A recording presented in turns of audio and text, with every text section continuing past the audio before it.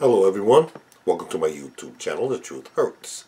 Today I'm going to be discussing red flag number 251. I know, with a narcissist.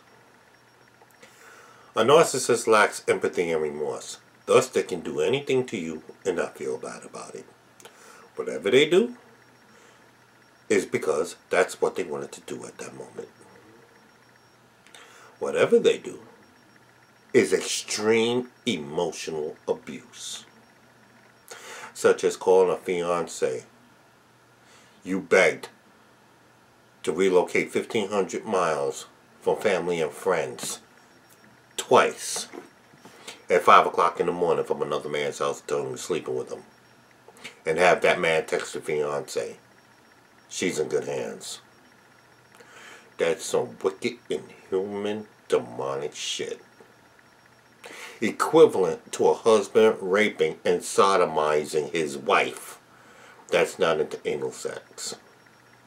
Then curl up in a fetal position and fall asleep as if nothing happened, leaving the wife lying on the floor whimpering like a baby. These monsters feel if you have a problem with what they done, then you're the problem. You put up with this abuse because you're telling yourself it's going to get better. I just have to hang in there. It'll be worth it in the end. Then I won't have to be alone because I would have earned their affection. One day they'll wake up and they will see I'm a person worth being with. We've all been there, compromising our principles to make it work in the name of love. But what you fail to comprehend is the person you with doesn't love you. Red flag. Never loved more than you were loved. Run! You know what's going on, and so do other people. Please watch red flag number 55. You're not causing the problem, you were.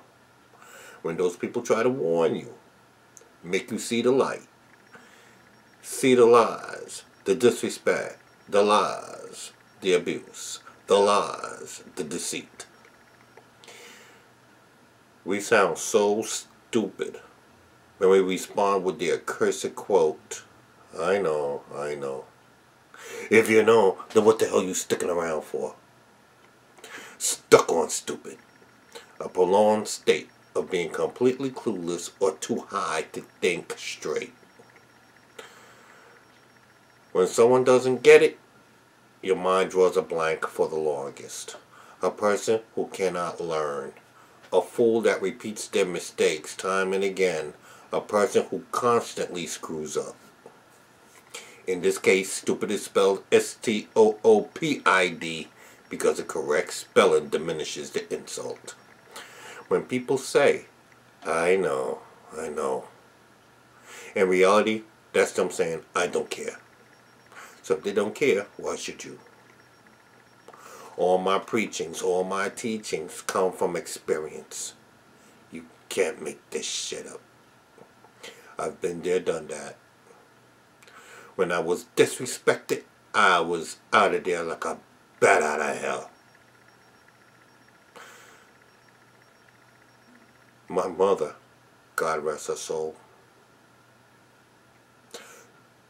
instilled within me to always have pride for myself and tolerate no one disrespecting or belittling you. She wasn't a violent person. She was a quiet woman. When someone disrespects you, you walk away and leave them alone. You stay where you are, they stay where they are, and you will be the best of friends. I have 250 videos to date on narcissism, all exposing my monster. From now on, I'm going to show you how to recover. First thing you do is address your rage. If you don't feel rage, embittered, angered, on narcissistic levels such as murder, then you weren't with a narcissist. Plain and simple. You're faking being a survivor of narcissistic abuse. True narcissist survivors are obsessed with one word. Why? And they find the answers Malcolm X's way, by any means necessary. This is why you are watching this video. Going to therapy. Studying narcissism. This is how therapists became therapists, looking for answers. In many cases, survivors became obsessed, which is normal.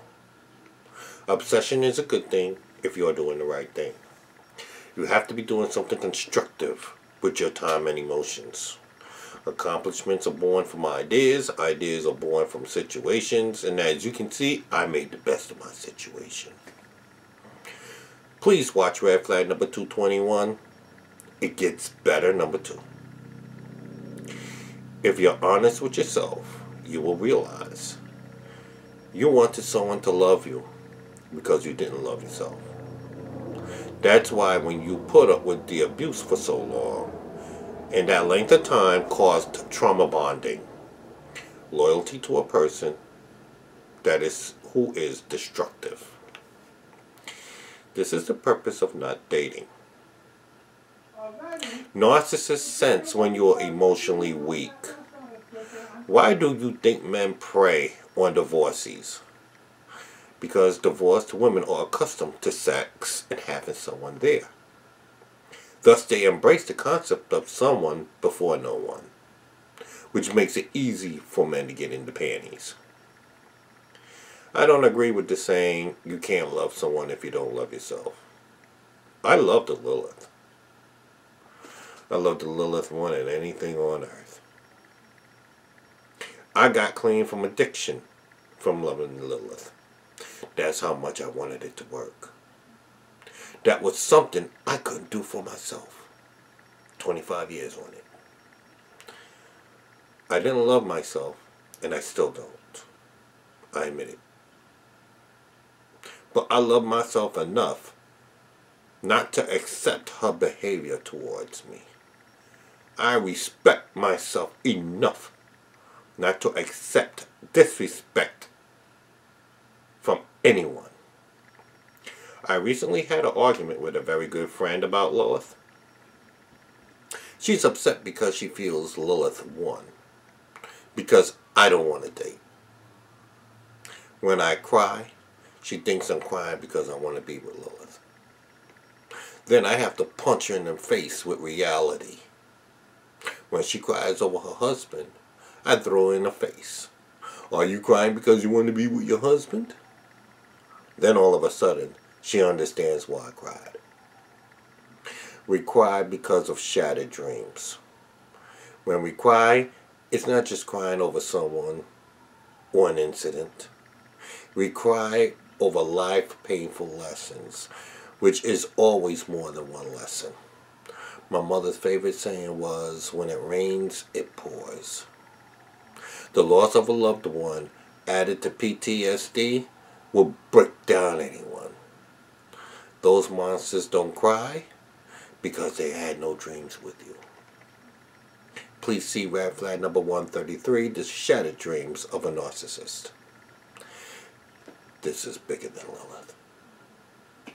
My goal is to help everyone with shattered dreams with a narcissist. After narcissistic discard, 'tis the season to be selfish. This is the moment. It should only be about you. Learn yourself, your aspirations, your dreams. Pursue your goals. Most people want to date because they're cowards. They don't want to feel the pain of the void, which makes them weak. Only narcissists do that. They got to have someone there. The only, and I mean the only time you should date is when you are ready. That includes sacrificing meeting your soulmate. Who's more important to you? You or your soulmate? If you said soulmate, you're codependent. Codependent. Someone who finds all their value as a human being having a romantic relationship. True story. There's an extremely beautiful woman I used to see in my 20s. One of the finest women I've ever encountered. Just looking at her now makes my heart beat faster. Also, this is the woman that sexually turned me out.